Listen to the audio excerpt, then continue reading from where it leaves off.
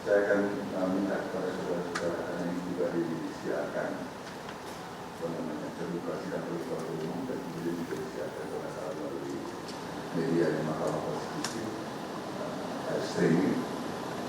Saya minta kepada saudara-saudara siapa yang hadir para pelapor ini, mulai dari sebelah kiri saya, silakan. Selamat pagi yang mulia, saya Andi Radian, co-founder dari Lembaga Sahabat Konstitusi atau Impus Konstitusi. Saya adalah pelapor nomor 2 yang sudah menyampaikan laporan bagi terlapor Hakim Konstitusi Saldi Isra atas dugaan keterlibatan afiliasi kepada salah satu partai politik serta pemilu 2024 dan juga pelanggaran kode etik hakim terkait pelanggaran sakta rasa utama dalam hubungannya dengan putusan nomor 90. Baik, terima kasih. Selanjutnya. Selamat pagi, dan mulia rekan-rekan sekalian. Nama saya Harjo Winoto, mitra pendiri firma hukum Ranoto dan rekan. Pihak kami melaporkan 2 butir hal, yaitu satu tentang kewenangan dari MKMK Epok, dan kedua Prof. Anwar Usman dan Prof. Arief Hidayat dalam Prof. Anwar Usman dalam kapasitasnya sebagai Ketua Mahkamah Konstitusi pada saat pembacaan putusan, proses dan pembacaan putusan 90, dan Prof. Arief Hidayat terkait dengan afiliasi politiknya dengan suatu partai politik. Terima kasih. Baik, terima kasih. Selanjutnya, silakan. Baik, izin yang mulia. Perkenalkan, kami dari Aliansi Pemuda Berkeadilan. Saya Andi, rekan saya Andi Sultan Abdillah, dan rekan saya yang samping Andika Ugiantara. Kami di sini dengan pelaporan terhadap hakim terlapor Prof. Arief Hidayat tentang penerimaan atau menerimanya jabatan Ketua Umum PAGMI. Sekian yang mulia. Baik, silakan. Selanjutnya sebelah kanan saya. Ya, baik, terima kasih yang mulia Majelis Ketua Majelis. Perkenalkan, di sini kami mewakili dari rekan kami mahasiswa Alfon Proklamasi Torus yang memberikan kuasa kepada Elia di Hulu, dan saya sendiri Didi Rizali Agung Gomo dari Mingguan Gomo Paket Slow Office. Kami melaporkan tindakan etik dari yang mulia Profesor Dr. Haji Anwar Usman terkait keterangannya pasca putusan MKMK itu, di mana beliau memberikan keterangan pers yang menurut kami melanggar sakta karsa utama dari Mahkamah Konstitusi. Terima kasih yang mulia. Silakan, teruskan. Baik, terima kasih yang mulia. Saya Ziko Leonard Jagar Dosi Manjuntak selaku pelapor nomor 1. Saya melaporkan Bapak Anwar Usman atas dugaan laporan pelanggaran etik karena tidak bisa menerima putusan MKMK dengan cara menggugat petun dan konferensi pers beliau. Terima kasih yang mulia. Baik, terima kasih. Semua sudah memperkenalkan diri dan sudah direkod. Apakah ada yang pelapor yang lewat dari? Tidak ada ya? Baik, semuanya sudah datang. Terima kasih Anda sudah datang, walaupun kami tahu perjuangannya luar biasa karena kemacetan di depan ya, sehingga mungkin ada yang jalan kaki tidak ada di jalan. Ada ya? Ya, jalan kaki. Wah, itu demi kesehatan apa-apa. Baik, saudara-saudara, kita akan mulai pengungkapan putusan ini dengan putusan nomor 0305. Saya akan mulai biasa karena kemacetan di depan ya, sehingga mungkin ada yang jalan kaki enggak yang jadi jauh ini? Ada ya? Ya, jalan kaki. Wah, itu demi kesehatan nggak apa-apa lah ya. Baik, saudara-saudara, kita akan mulai pengucapan putusan ini dengan putusan nomor 0305. Saya akan mulai bacakan. Majelis Kehormatan Mahkamah Konstitusi putusan nomor 03-L-03-2024 dan nomor 05-MKMK-L-03-2024 demi kehormatan, keluhuran martabat serta perilaku hakim konstitusi yang berdasarkan ketuhanan yang Maha Esa, Majelis Kehormatan Mahkamah Konstitusi, Majelis Kehormatan, yang dibentuk berdasarkan keputusan Ketua Mahkamah Konstitusi nomor 1 tahun 2024 tentang pembentukan dan keanggotaan Majelis Kehormatan Mahkamah Konstitusi bertanggal 2 Januari 2024 telah memeriksa, mengadili, dan memutus laporan dugaan pelanggaran kode etik dan perilaku hakim konstitusi dengan uraian sebagai berikut. 1. Identitas pelapor. 1.1 perorangan yang tergabung dalam Aliansi Pemuda Berkeadilan, nama Andika Ujiantara, selanjutnya dianggap dibacakan. 2. Nama Andu Sultan Abdillah Harahap, selanjutnya dianggap dibacakan. 3. Andi, selanjutnya dianggap dibacakan. 2. Perorangan warga negara Indonesia, nama Harjo Winoto, selanjutnya dianggap dibacakan. Untuk selanjutnya disebut para pelapor. Mengajukan laporan terhadap identitas terlapor, nama Arif Hidayat, tempat tanggal lahir Semarang 3 Februari 1956, jabatan Hakim Konstitusi, alamat Gedung Mahkamah Konstitusi, Jalan Medan Merdeka Barat 6, Jakarta. Berdasarkan pada dua hal, yaitu laporan dan atau kedua temuan VD pasal 11 PMK nomor 1 tahun 2023 yang disebut dengan laporan adalah surat laporan dugaan yang diajukan oleh pelapor kepada Majelis Kehormatan mengenai dugaan pelanggaran kode etik dan pedoman perilaku hakim konstitusi yang dilakukan oleh hakim terlapor VD pasal 12 ayat 1 PMK 1 tahun 2023. Sementara yang disebut temuan adalah dugaan adanya pelanggaran terhadap ketentuan kode etik dan pedoman perilaku hakim konstitusi yang diperoleh melalui pemberitaan media massa, baik cetak maupun elektronik dan atau dari masyarakat luas, VD pasal 13 ayat 1 PMK 1 tahun 2023. Menimbang bahwa laporan akuo adalah laporan tentang dugaan pelanggaran kode etik dan perilaku yang dilakukan oleh hakim terlapor, dan setelah Majelis Kehormatan membaca secara seksama laporan akuo, sebagaimana diuraikan pada bagian duduk perkara serta informasi media dalam putusan ini, Majelis Kehormatan berkesimpulan bahwa Majelis Kehormatan berwenang untuk memeriksa dan memutus dugaan pelanggaran kode etik dan perilaku hakim konstitusi yang diduga dilakukan oleh hakim terlapor, sebagaimana diuraikan dalam laporan akuo.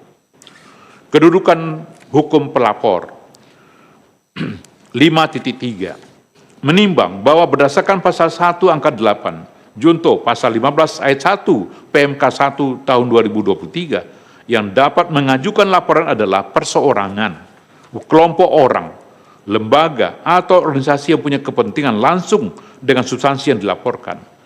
Majelis Kehormatan berpendapat bahwa kepentingan langsung yang dimaksud dalam ayat pasal 1 angka 8 junto pasal 15 PMK pasal 15 ayat 1 PMK nomor 1 tahun 2003 adalah kepentingan yang langsung terganggu dan atau tercederai oleh pelanggaran terhadap kode etik dan perilaku hakim konstitusi yang diduga dilakukan oleh hakim konstitusi. Kepentingan dimaksud adalah kepentingan untuk menjaga atau memelihara kepercayaan publik terhadap Mahkamah Konstitusi dalam melaksanakan kewenangan konstitusionalnya secara efektif. Kepentingan demikian ada atau dimiliki oleh setiap pihak yang dalam kehidupan ketatanegaraan terpengaruh oleh pelaksanaan kewenangan-kewenangan konstitusional Mahkamah Konstitusi, antara lain warga negara Indonesia, baik perseorangan maupun kelompok lembaga atau organisasi. Bahwa pelapor dengan registrasi nomor 03 MKMK L /03 tahun 2024 merupakan perseorangan warga negara Indonesia yang tergabung dalam Aliansi Pemuda Berkeadilan yang berprofesi sebagai advokat. Sedangkan pelapor dengan registrasi nomor 5 MKMK L/03/2024 Harjo Winoto adalah perseorangan warga negara Indonesia yang berprofesi sebagai advokat. Oleh karena itu, para pelapor memiliki kedudukan hukum untuk mengajukan laporan akuo. 5.4 Menimbang bahwa oleh karena Majelis Kehormatan berwenang untuk memeriksa dan memutus laporan akuo, dan para pelapor memiliki kedudukan hukum untuk mengajukan laporan, selanjutnya Majelis Kehormatan akan mempertimbangkan pokok laporan para pelapor. Pertimbangan Majelis Kehormatan dalam pokok laporan. 5.5 Menimbang bahwa setelah memeriksa secara seksama laporan dan keterangan para pelapor, serta alat bukti sebagaimana telah diuraikan pada bagian duduk perkara. Perkara 2 hal, terdapat 2 hal yang oleh Majelis Kehormatan dipandang relevan untuk dipertimbangkan, yaitu 1. Apakah benar terdapat pelanggaran kode etik dan perilaku hakim konstitusi atau sabta karsa utama yang dilakukan oleh hakim terlapor dalam penyampaian pendapat berbeda, dissenting opinion, pada putusan Mahkamah Konstitusi nomor 90/PUU/21/2023. Dan kedua, apakah benar jabatan hakim terlapor sebagai Ketua Umum Persatuan Alumni Gerakan Mahasiswa Nasional Indonesia atau Ketua Umum PAGMNI merupakan pelanggaran kode etik dan perilaku hakim konstitusi atau sabta karsa utama yang dilakukan oleh hakim terlapor berkenaan dengan status hakim terlapor sebagai Ketua Umum PAGMI. 5.6 Menimbang bahwa sebelum Majelis Kehormatan mempertimbangkan lebih lanjut berkenaan dengan dalil-dalil para pelapor, penting bagi Majelis Kehormatan untuk mempertimbangkan sebagai berikut. 5.6.1 Bahwa oleh karena pentingnya keberadaan kode etik dan perilaku konstitusi atau sabta karsa utama, sebagaimana halnya dengan kode etik dan perilaku hakim pada umumnya yang berlaku secara universal, maka sebelum mempertimbangkan kedua hal sebagaimana diuraikan pada paragraf dalam kurung 5.5 di atas, Majelis Kehormatan memandang perlu untuk menjelaskan relevansi bahkan keniscayaan dari keberadaannya dalam kaitan dengan keberadaan kode etik dan perilaku hakim konstitusi. 5.6.2 Bahwa keberadaan kode etik dan perilaku hakim konstitusi sabta karsa utama tidak dapat dilepaskan, bahkan merupakan syarat yang tidak dapat ditiadakan, conditio sine qua non, dari amanat yang sekaligus kebutuhan konstitusional untuk menghadirkan sosok-sosok pengemban jabatan hakim konstitusi yang dalam arti dipersyaratkan harus melekat integritas, kepribadian jujur, tidak tercela, negarawan yang menguasai konstitusi dan ketatanegaraan, serta tidak merangkap sebagai pejabat negara, sebagaimana secara eksplisit disuratkan dalam pasal 24C ayat 5 Undang-Undang Dasar 1945. Dengan amanat dan sekaligus kebutuhan konstitusional, sebagaimana diamanatkan dalam pasal 24C ayat 5 Undang-Undang 45, maka dalam diri seorang hakim konstitusi yang dituntut oleh konstitusi atau Undang-Undang 45 bukanlah semata-mata kepakarannya dalam bidang konstitusi dan ketatanegaraan, melainkan juga kepribadian, sikap dan perilaku etisnya dalam mengemban jabatan yang dipercayakan kepadanya. Dalam konteks itu pula seharusnya titik tolak pemahaman diletakkan dalam menjawab pertanyaan, mengapa seleksi terhadap hakim konstitusi dilakukan dengan melibatkan 3 organ konstitusi, yaitu DPR, Presiden, Mahkamah Agung, yang dalam gagasan negara modern merepresentasikan pemegang 3 kekuasaan utama dalam negara. 5.6.3 Bahwa beratnya persyaratan yang dilekatkan pada sosok yang mengemban jabatan hakim konstitusi, sebagaimana diuraikan dalam pertimbangan pada subparagraf 5.6.2 di atas, secara rasional merupakan tuntutan kebutuhan yang tak terhindarkan. Karena hakim konstitusi adalah pilar utama sekaligus ruh Mahkamah Konstitusi. Sementara Mahkamah Konstitusi tiada lain adalah pengawal konstitusi dan sekaligus penafsir konstitusi yang penafsirannya dalam kurung yang dituangkan atau tercermin dalam putusan-putusannya balas kurung. Mengingat seluruh warga negara dan penyelenggara negara. Mengikat seluruh warga negara dan penyelenggara negara.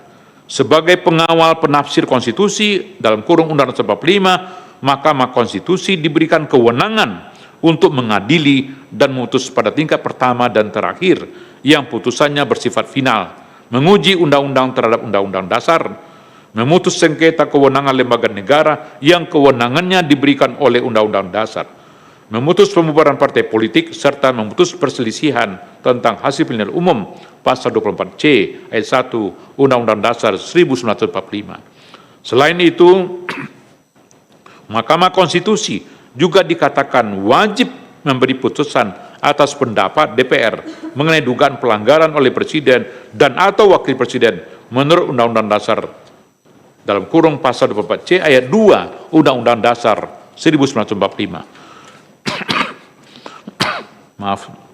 Fungsi pengawal dan menafsirkan konstitusi itu hanya akan berjalan dengan baik manakala Mahkamah Konstitusi mendapat kepercayaan penuh rakyat.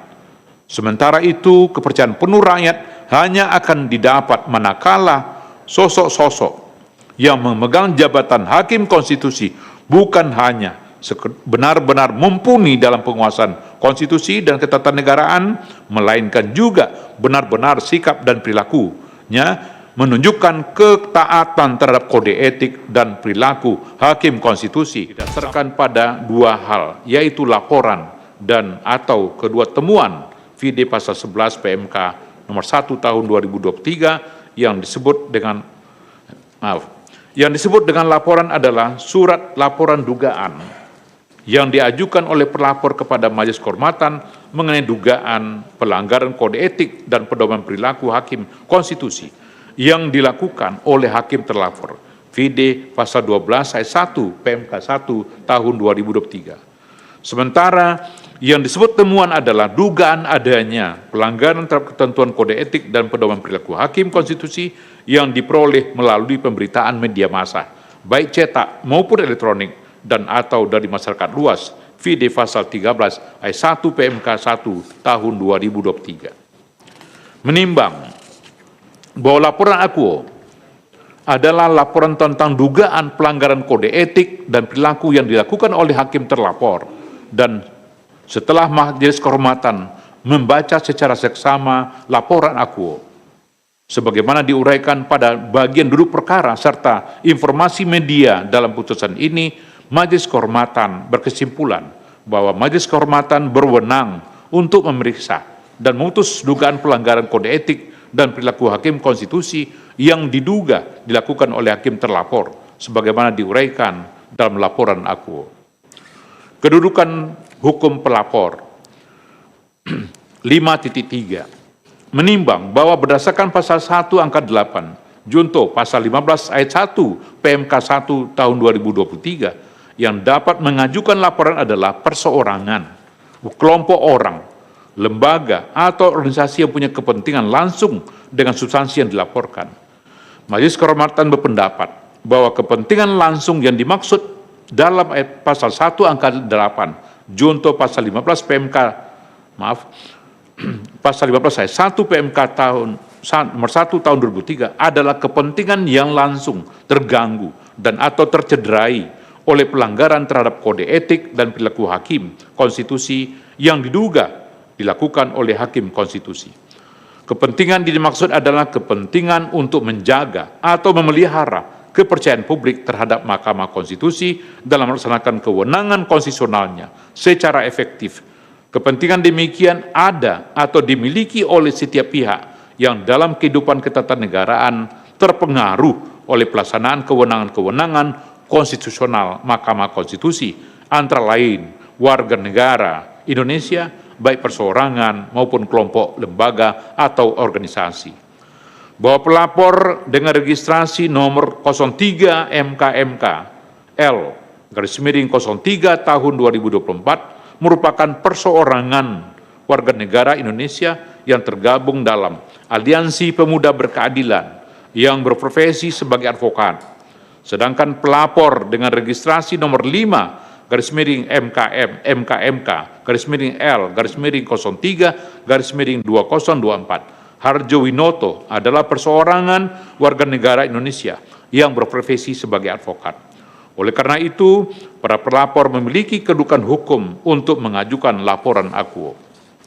5.4 Menimbang bahwa oleh karena Majelis Kehormatan berwenang untuk memeriksa dan memutus laporan akuo, dan para pelapor memiliki kedudukan hukum untuk mengajukan laporan, selanjutnya Majelis Kehormatan akan mempertimbangkan pokok laporan para pelapor.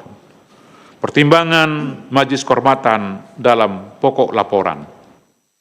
5.5 Menimbang bahwa setelah memeriksa secara seksama laporan dan keterangan para pelapor, serta alat bukti sebagaimana telah diuraikan pada bagian duduk perkara. Terdapat dua hal yang oleh Majelis Kehormatan dipandang relevan untuk dipertimbangkan, yaitu 1. Apakah benar terdapat pelanggaran kode etik dan perilaku hakim konstitusi atau sabta karsa utama yang dilakukan oleh hakim terlapor dalam penyampaian pendapat berbeda, dissenting opinion, pada putusan Mahkamah Konstitusi nomor 90/PUU/21/2023. Dan kedua, apakah benar jabatan hakim terlapor sebagai Ketua Umum Persatuan Alumni Gerakan Mahasiswa Nasional Indonesia atau Ketua Umum PAGMNI merupakan pelanggaran kode etik dan perilaku hakim konstitusi atau sabta karsa utama yang dilakukan oleh hakim terlapor berkenaan dengan status hakim terlapor sebagai Ketua Umum PAGMI. 5.6 Menimbang bahwa sebelum Majelis Kehormatan mempertimbangkan lebih lanjut berkenaan dengan dalil-dalil para pelapor, penting bagi Majelis Kehormatan untuk mempertimbangkan sebagai berikut. 5.6.1 Bahwa oleh karena pentingnya keberadaan kode etik dan perilaku konstitusi atau sabta karsa utama, sebagaimana halnya dengan kode etik dan perilaku hakim pada umumnya yang berlaku secara universal, maka sebelum mempertimbangkan kedua hal sebagaimana diuraikan pada paragraf dalam kurung 5.5 di atas, Majelis Kehormatan memandang perlu untuk menjelaskan relevansi bahkan keniscayaan dari keberadaannya dalam kaitan dengan keberadaan kode etik dan perilaku hakim konstitusi. 5.6.2 Bahwa keberadaan kode etik dan perilaku hakim konstitusi sabta karsa utama tidak dapat dilepaskan, bahkan merupakan syarat yang tidak dapat ditiadakan, conditio sine qua non, dari amanat yang sekaligus kebutuhan konstitusional untuk menghadirkan sosok-sosok pengaman jabatan hakim konstitusi yang dalam arti dipersyaratkan harus melekat integritas, kepribadian jujur, tidak tercela, negarawan yang menguasai konstitusi dan ketatanegaraan, serta tidak merangkap sebagai pejabat negara, sebagaimana secara eksplisit disuratkan dalam pasal 24C ayat 5 Undang-Undang Dasar 1945. Dengan amanat dan sekaligus kebutuhan konstitusional, sebagaimana diamanatkan dalam pasal 24C ayat 5 Undang-Undang 45, maka dalam diri seorang hakim konstitusi yang dituntut oleh konstitusi atau Undang-Undang 45 bukanlah semata-mata kepakarannya dalam bidang konstitusi dan ketatanegaraan, melainkan juga kepribadian, sikap dan perilaku etisnya dalam mengemban jabatan yang dipercayakan kepadanya. Dalam konteks itu pula seharusnya titik tolak pemahaman diletakkan dalam menjawab pertanyaan mengapa seleksi terhadap hakim konstitusi dilakukan dengan melibatkan 3 organ konstitusi, yaitu DPR, Presiden, Mahkamah Agung, yang dalam gagasan negara modern merepresentasikan pemegang 3 kekuasaan utama dalam negara. 5.6.3 Bahwa beratnya persyaratan yang dilekatkan pada sosok yang mengemban jabatan hakim konstitusi, sebagaimana diuraikan dalam pertimbangan pada subparagraf 5.6.2 di atas, secara rasional merupakan tuntutan kebutuhan yang tak terhindarkan. Karena hakim konstitusi adalah pilar utama sekaligus ruh Mahkamah Konstitusi. Sementara Mahkamah Konstitusi tiada lain adalah pengawal konstitusi dan sekaligus penafsir konstitusi yang penafsirannya dalam kurung yang dituangkan atau tercermin dalam putusan-putusannya balas kurung. Mengingat seluruh warga negara dan penyelenggara negara. Mengikat seluruh warga negara dan penyelenggara negara. Sebagai pengawal penafsir konstitusi dalam kurung Undang-Undang 45, Mahkamah Konstitusi diberikan kewenangan untuk mengadili dan memutus pada tingkat pertama dan terakhir yang putusannya bersifat final, menguji undang-undang terhadap undang-undang dasar, memutus sengketa kewenangan lembaga negara yang kewenangannya diberikan oleh undang-undang dasar, memutus pembubaran partai politik, serta memutus perselisihan tentang hasil pemilihan umum pasal 24C ayat 1 Undang-Undang Dasar 1945. Selain itu, Mahkamah Konstitusi juga dikatakan wajib memberi putusan atas pendapat DPR mengenai dugaan pelanggaran oleh Presiden dan atau Wakil Presiden menurut Undang-Undang Dasar dalam kurung pasal 24C ayat 2 Undang-Undang Dasar 1945.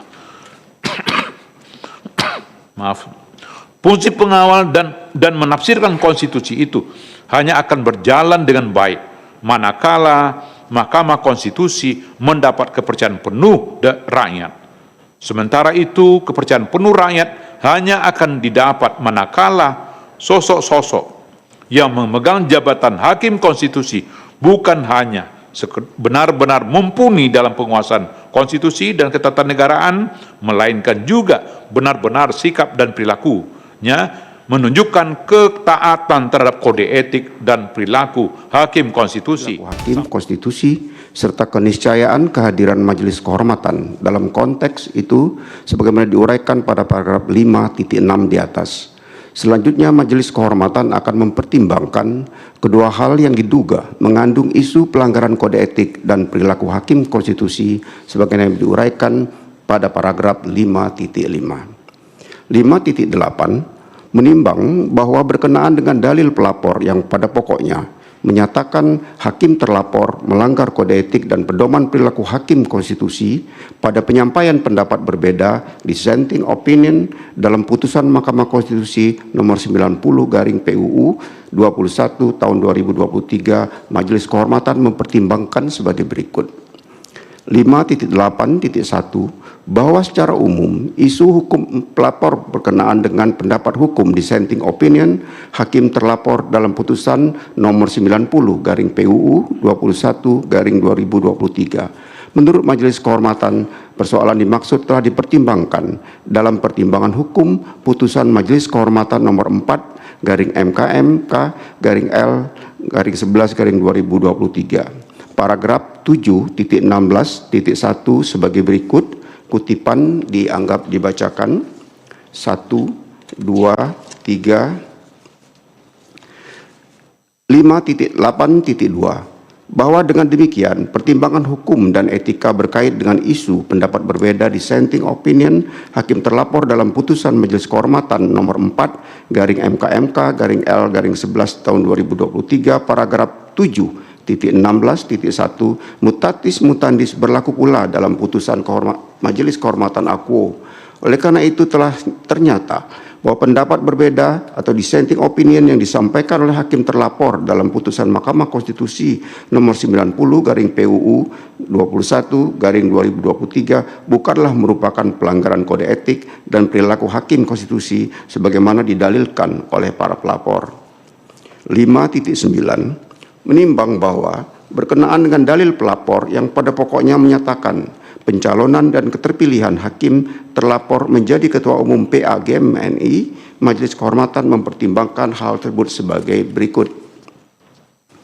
5.9.1 bahwa pasal 4 Anggaran Dasar dan Anggaran Rumah Tangga PAGMNI menyatakan PAGMNI berdasarkan Pancasila sebagaimana termaktub dalam pembukaan Undang-Undang Dasar Negara Republik Indonesia tahun 1945 yang sesuai dengan jiwa dan semangat lahirnya pada tanggal 1 Juni 1945. Kemudian, berdasarkan pasal 7 Anggaran Dasar dan Anggaran Rumah Tangga PAGMNI yang memuat sifat dan watak organisasi PAGMNI menyatakan, PAGMNI bersifat kekeluargaan, gotong royong, intelektual, independen, dan terbuka. Vide bukti T3 ADART PAGMNI dengan merujuk pasal 4 dan pasal 7 ADART PAGMNI telah ternyata bahwa PAGMNI bukanlah organisasi yang berafiliasi pada suatu partai politik tertentu sebagaimana didalilkan pelapor, karena dengan sifat keanggotaannya yang terbuka berdasarkan penalaran yang wajar dapat dipahami bahwa setiap warga negara tidak terhalang haknya untuk menjadi anggota PAGMNI sepanjang memenuhi syarat, sebab anggota PAGMNI sangat divergen dan beragam yang berasal dari berbagai latar belakang profesi. Lagi pula, PAGMNI bukanlah suatu organisasi terlarang yang kegiatan maupun aktivitasnya bertentangan dengan Pancasila dan Undang-Undang Dasar 1945. 5.9.2 bahwa berkenaan dengan dalil pelapor perihal dugaan hakim terlapor melanggar kode etik karena dicalonkan bahkan terpilih menjadi ketua umum PAGMNI menurut Majelis Kehormatan pada saat akan mencalonkan diri dalam kontestasi pemilihan ketua umum PAGMNI, hakim terlapor telah beritikad baik untuk meminta izin terlebih dahulu kepada Dewan Etik dan oleh Dewan Etik telah dijawab melalui surat nomor 9-DEH-02-5-2021 vide bukti T2 atau surat jawaban dari Dewan Etik, yang pada pokoknya menyatakan bahwa Dewan Etik memperkenankan hakim terlapor untuk dicalonkan sebagai ketua umum PAGMNI. Dengan demikian, secara implisit, Dewan Etik dengan sendirinya telah mempertimbangkan proses pencalonan hakim terlapor sebagai ketua umum PAGMNI dari perspektif Sabta Karsa Utama. Penting untuk ditegaskan bahwa Dewan Etik adalah perangkat yang memiliki fungsi identik dengan Majelis Kehormatan sebagai penjaga dan penegak kehormatan, keluhuran, martabat, serta kode etik dan perilaku hakim konstitusi. Hal itu dapat dilihat dari pasal 1 angka 2 Peraturan Mahkamah Konstitusi nomor 2 tahun 2013 tentang Dewan Etik Hakim Konstitusi yang menyatakan Dewan Etik adalah perangkat yang dibentuk oleh Mahkamah Konstitusi untuk menjaga kehormatan, keluhuran, martabat, dan perilaku hakim konstitusi, serta kode etik dan pedoman perilaku hakim konstitusi atau Sabta Karsa Utama. Oleh karena itu, dalil pelapor yang seakan-akan meragukan ketepatan izin yang diberikan oleh Dewan Etik sehingga dapat ditafsirkan bahwa secara implisit pelapor menghendaki agar Majelis Kehormatan menilai izin yang diberikan oleh Dewan Etik kepada hakim terlapor adalah tidak dapat dibenarkan karena Majelis Kehormatan bukanlah majelis banding terhadap Dewan Etik. 5.9.3 bahwa dalam persidangan Majelis Kehormatan juga terungkap fakta sebagaimana diterangkan oleh hakim terlapor bahwa dalam praktek pernah terjadi di mana hakim konstitusi yang bahkan sedang menjabat sebagai ketua Mahkamah Konstitusi yaitu Profesor Dr. Muhammad Mahfud MD SHSU pernah menjabat sebagai koordinator presidium Korps Alumni Himpunan Mahasiswa Islam HMI periode 2012-2017 vide MKRI ID.php page halaman 8076 bertanggal 26 Maret 2021. Oleh karena itu, seorang hakim konstitusi yang menjabat sebagai ketua atau pimpinan organisasi kemasyarakatan tidak serta-merta dapat dikatakan melanggar kode etik dan perilaku hakim konstitusi. Hal demikian harus dinilai secara kasuistis yang senantiasa dikaitkan dengan situasi faktual yang terjadi dalam masyarakat. Artinya, penerapan prinsip Sabta Karsa Utama harus mempertimbangkan perubahan sosial yang menuntut dilakukannya perubahan cara pandang dalam menilai perilaku pejabat publik pada umumnya dan hakim konstitusi pada khususnya. 5.9.4 bahwa selanjutnya berkenaan dengan dalil pelapor perihal hakim terlapor saat terpilih menjadi ketua umum PAGMNI dilantik oleh Megawati Soekarno Putri sehingga terkesan terdapat afiliasi antara PAGMNI dengan PDI Perjuangan. Hakim terlapor membenarkan peristiwa tersebut dalam persidangan Majelis Kehormatan. Namun Hakim terlapor menerangkan bahwa Megawati Soekarno Putri pada saat melantik Ketua Umum PA GMNI dimaksud adalah dalam kapasitas sebagai Ketua Dewan Pembina PA GMNI. Selain itu, Hakim terlapor juga menerangkan bahwa PA GMNI tersebar di berbagai organisasi politik. Terhadap keterangan hakim terlapor tersebut, Majelis Kehormatan berpendapat bahwa sepanjang tidak terdapat bukti-bukti yang menunjukkan sebaliknya, tidak cukup alasan untuk menyatakan telah terjadi pelanggaran terhadap Sabta Karsa Utama, semata-mata karena seorang hakim konstitusi menjabat sebagai ketua atau pimpinan organisasi kemasyarakatan dan pada saat pelantikannya dilakukan oleh seorang tokoh politik yang secara kebetulan adalah juga ketua umum suatu partai politik atau organisasi politik. Dengan demikian, bahwa dalil pelapor yang mengaitkan perihal status hakim terlapor sebagai Ketua Umum PA GMNI dan pelantikannya yang dilakukan oleh Megawati Soekarno Putri seolah-olah terdapat afiliasi hakim terlapor dengan PDI Perjuangan, sehingga menurut pelapor merupakan pelanggaran terhadap prinsip integritas serta prinsip kepantasan dan kesopanan dalam Sabta Karsa Utama adalah tidak beralasan menurut hukum. Dengan kata lain, kedudukan hakim terlapor sebagai Ketua Umum PA GMNI bukanlah merupakan pelanggaran kode etik dan perilaku hakim konstitusi sebagaimana yang didalilkan oleh pelapor. 5.10 Menimbang terhadap hal-hal lain dan selebihnya, terutama dalil-dalil yang secara eksplisit meminta Majelis Kehormatan mengoreksi putusan-putusan Majelis Kehormatan sebelumnya, sehingga Majelis Kehormatan saat ini seakan-akan diminta untuk menjadi majelis banding terhadap putusan-putusan Majelis Kehormatan tersebut, tidak dipertimbangkan lebih lanjut, karena selain tidak ada relevansinya, Majelis Kehormatan saat ini tidak memiliki kewenangan demikian. Baik, saya lanjutkan. Sebelum masuk ke kesimpulan, saya ada koreksi sedikit pada poin 5.10. Menimbang terhadap hal-hal lain dan selebihnya, terutama dalil-dalil yang secara implisit meminta Majelis Kehormatan mengoreksi putusan Dewan Etik, sehingga Majelis Kehormatan saat ini seakan-akan diminta untuk menjadi majelis banding terhadap putusan Dewan Etik, tidak dipertimbangkan lebih lanjut karena selain tidak ada relevansinya, Majelis Kehormatan saat ini tidak memiliki kewenangan demikian. Kesimpulan, menimbang bahwa berdasarkan uraian duduk perkara, fakta-fakta yang terungkap dalam rapat dan sidang pemeriksaan serta pertimbangan hukum dan etika di atas, dapat disimpulkan bahwa telah ternyata tidak terdapat pelanggaran kode etik dan perilaku hakim konstitusi in casu prinsip integritas dan prinsip kesopanan dan kepantasan dalam Sabta Karsa Utama yang dilakukan oleh hakim terlapor sebagaimana didalilkan pelapor. Amar putusan.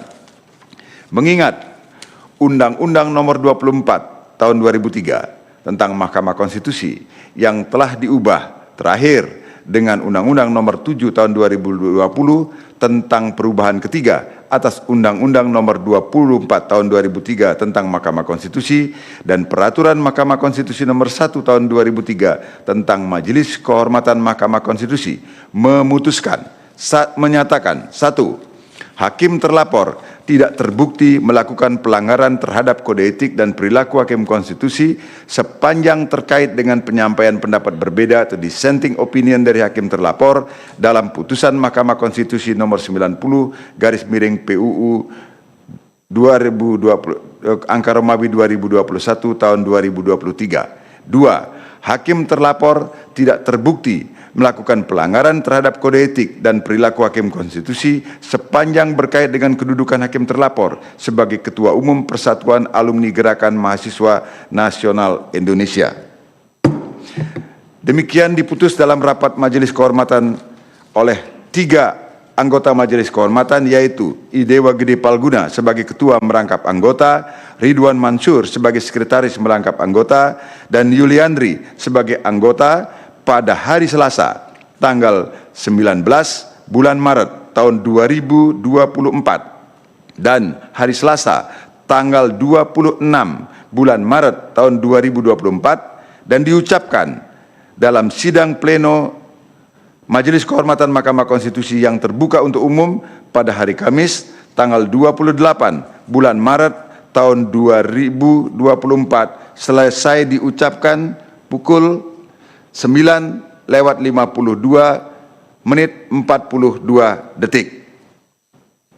oleh 3 anggota Majelis Kehormatan Mahkamah Konstitusi, yaitu Idewa Gede Palguna sebagai Ketua Merangkap Anggota, Ridwan Mansur sebagai Sekretaris Merangkap Anggota, dan Yuliandri sebagai anggota.